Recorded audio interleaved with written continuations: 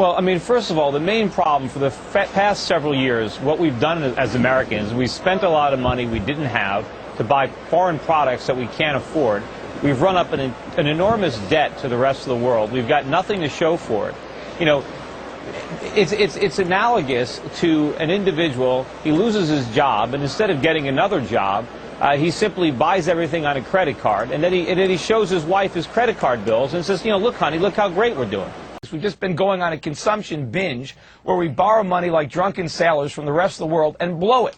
You know, we're selling off our cows and our chickens, you know, to buy milk. I mean, we're mortgaging the farm, and foreigners are repossessing these assets. And, you know, this is how nations bankrupt themselves. We're selling off productive, income-producing assets to enjoy current consumption. You know, rather than the recession being resisted, it should really be embraced.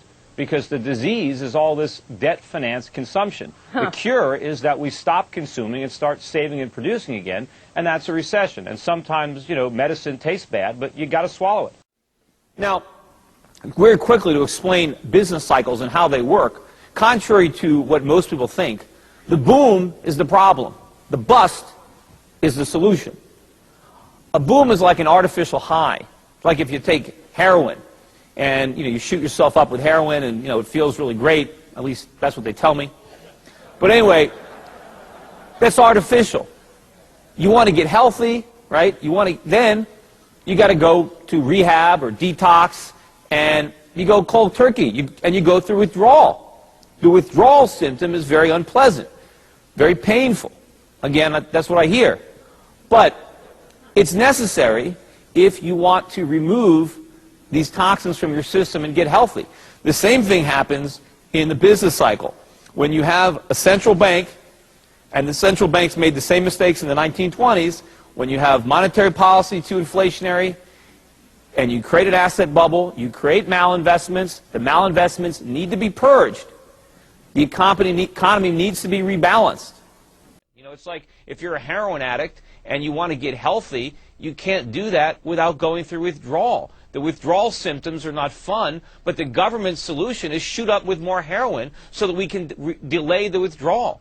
But of course, they risk killing the economy with an overdose, which is what we might get. And an overdose, as far as fiscal monetary stimulus, is hyperinflation. And believe me, that's a real possibility, and we do not want to live through that. You know, if you're an American citizen and you use U.S. currency, you've got a bullseye on your back, and you're in Ben Bernanke's crosshairs. He's shooting at you. You've got to escape the real risk. It's not the taxpayers who are going to be bearing the brunt of this. It's savers. It's people who have U.S. currency anywhere in the world. Peter, I know you didn't want a rate cut today, but you got one. Were you expecting one? I was expecting one, and, you know, for the Halloween metaphor, it was certainly a treat for me. My gold stocks today are up 4 times as much as the Dow. Unfortunately, it's a trick for everybody else who's measuring their wealth in dollars and thinks they made money today.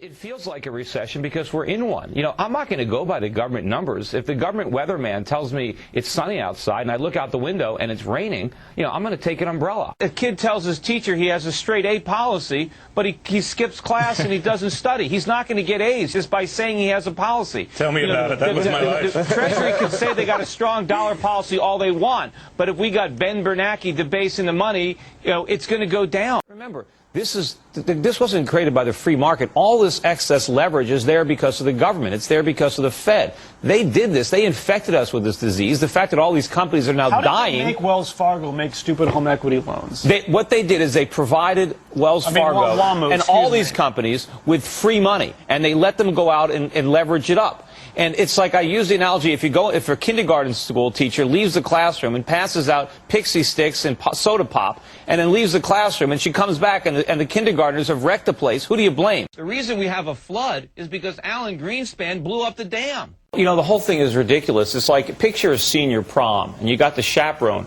pouring liquor into the punch bowl. And then, you got the prom goers, acting, rude and, because they're all drunk. Well, who are you going to blame? I mean, are you going to blame teenagers for, acting crazy when they get drunk, or are you going to blame the guy that spiked the punch bowl? So rather than focusing their anger on Wall Street... The spiker, you think, is the Federal Reserve, and Wall Street are the kids drinking the punch. The bailout, I see this as just stopping the plane from falling out of the sky. Is this naive of me? I think so. Now, the problem is our pilot and our co-pilot, Bernanke and Paulson, don't know how to fly. I mean, they're blind, they're drunk. You know, they're going to crash this plane even faster. You know, they say we have to do this. They said we have to go into Iraq because they had weapons of mass destruction. They were wrong. This plan is a weapon of mass destruction to destroy our economy and to destroy our currency. So, you know, also the problem is this crisis can't be managed. We need the free market. You've got these cronies in Washington. They're like little kids with a chemistry set. Yeah. And they keep on throwing these chemicals together, trying one thing after another. They hope they're going to stumble on a miracle, but they're going to blow us all up.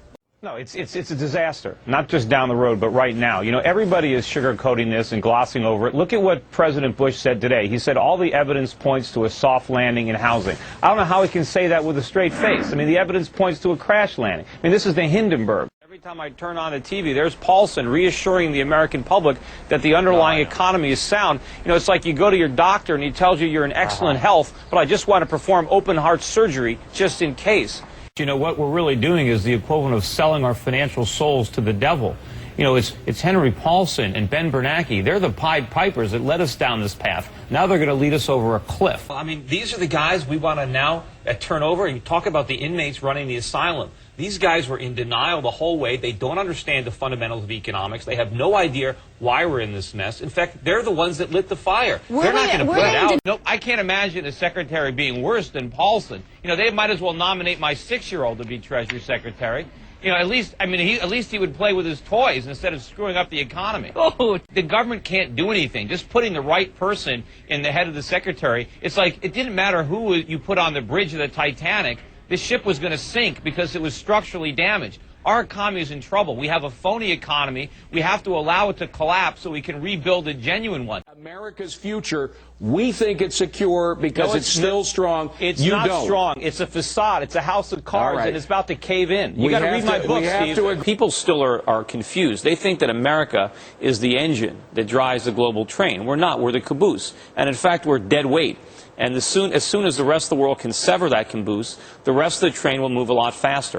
Assume that a group of castaways are stranded on an island. Let's say 5 of them are Asian, and 1 of them is an American. And when they're stranded on this island, they have to divvy up the workload. So one of the Asians is given the job of hunting and looking for meat. Another one is going to be fishing, trying to catch fish. Another one is in charge of scourging the island for vegetation. Still another one gets the job of looking for wood to build a fire and cook the meal. And then it comes down to the American. They say, well, you know, what job are we going to assign the American? Well, the American gets assigned the job of eating. And so at the end of the day, all these Asians gather around this big table after a hard day of foraging and hunting and fishing, and they prepare to feed this American, who did nothing all day but sun himself on the beach. He had a service economy. In any event, a modern economist who is looking at this little island's economy would say, oh, the American is the key to the whole thing. Without that American and his ravenous appetite, these poor Asians would have nothing to do all day. They'd all be unemployed. Well, the reality is, the Asians are perfectly capable of consuming the food themselves. Now, perhaps if they didn't have to spend all day long feeding this fat American, they wouldn't have to work as hard. Maybe they could pursue other interests that they have. The best thing that they can do to improve their own standards of living would be to kick that American off the island. Of course, when that happens, the American's in trouble, because now he doesn't have 5 Asians doing all of his work. You know, it almost reminds me a lot of that book, Tom Sawyer, you know, where Tom is able to convince all of his friends to whitewash his fence for him, and to not only do that, but to pay him for the privilege. Because Tom Sawyer got his friends so convinced that there was so much joy in this toil that it was worth paying him. And so he got the world to do his chores. And little did you know, Samuel Clemens realize that that little passage in that book would one day form the basis of the global economy, where America convinced 1 billion Chinese to paint our fence and to pay us for the privilege. That's going to end.